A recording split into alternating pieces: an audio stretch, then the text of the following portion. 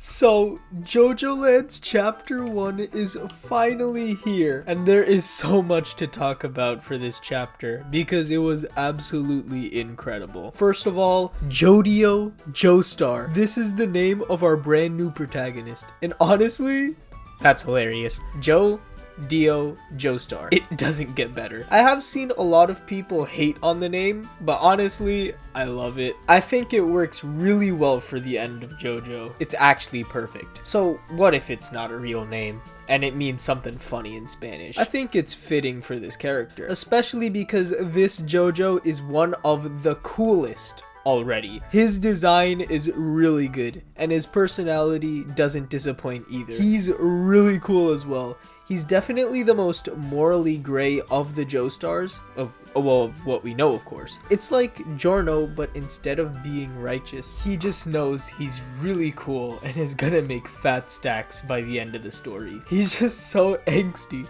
and I love it.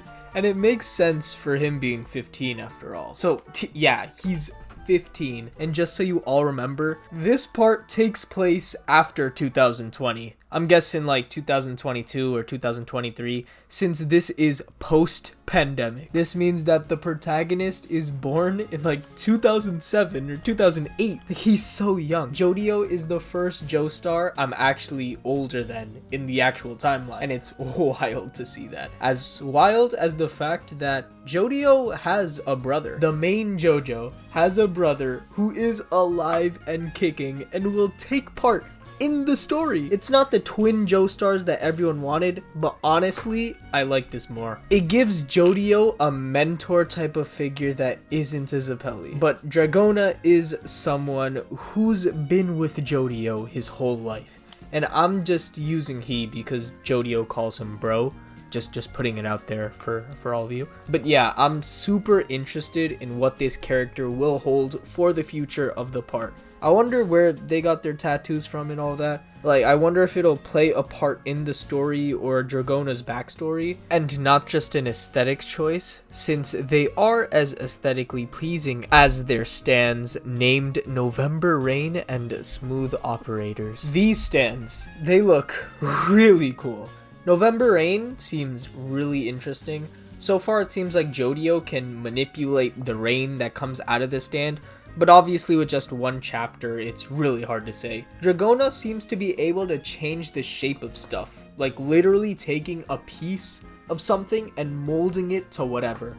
These can be really versatile stands if used correctly, and I wonder how Araki is going to develop them in the future. This could fit into their characters too, since once again, Jodio isn't really a good person. Like, yeah, he's 15 years old, but Jodio Joestar is a man who does not care. This is the first chapter and he's already seen giving drugs to a senior off his own decisions. He decides to do this and is alright with it. Their main reason why is for their mother, so this is actually a very interesting take, and it's sort of like the opposite of Giorno. Jodio and Dragona care about their mother and is doing this as a way to keep her safe. It's actually really compelling, and I hope the mother character is shown or talked about more often in the story, and is not just a plot device the whole way through. Like, I hope we learn more about her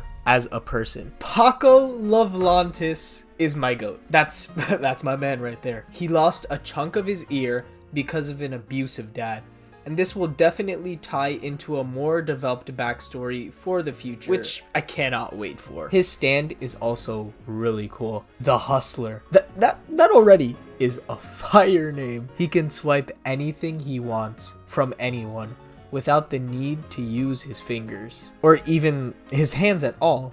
Like, he could just do it with his elbow or whatever.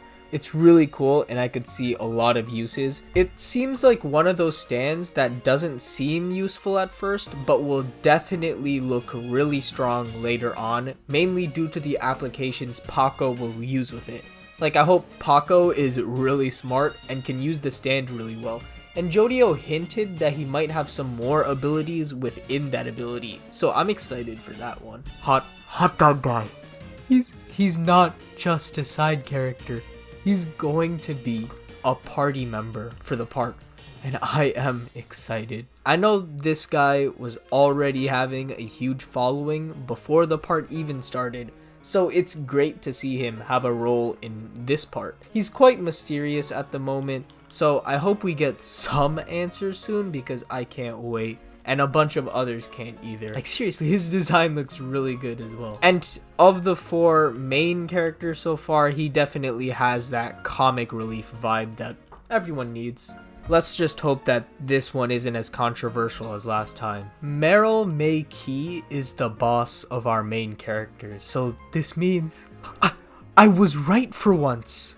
I said she could be the boss of Jodio, and here we are. That is the truth. You hear that? The 10.4% of my audience subscribe to my channel. I was right in a theory for once. Thank you, Araki. But yeah, she seems like a super interesting character. People think that she gives off a villain type of aura, but honestly, I just see it as her meaning serious business, and that she does not take lightheartedness with a grain of salt. She is here for business, and that is what she expects of our main characters, which fits really well with Jodio's morals in the part and follows the mechanism theme quite well. And speaking of that, the main theme of this part seems to be mechanisms. It's the title of the very first chapter, and Jodio brings it up bunch in this chapter. By mechanisms, he basically means the flow of things happening in the world. That business is done because of logic, and how Jodio is able to follow orders very well. And that's why he is successful and the others aren't. Jodio says he'll use this logic and reasoning to make his money, since the mission statement of the part is that Jodio will become rich.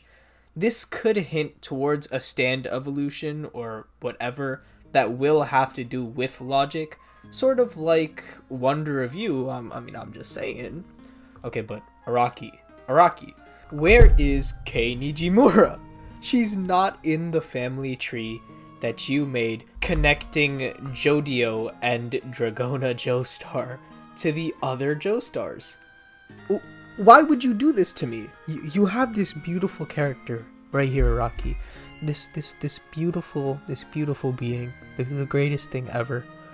But please, Araki, remember her existence. No, but for real, thank you, Araki, for all the work you've done for us. It's been 1.5 years since Jojolands, and we get it. You're 62 right now.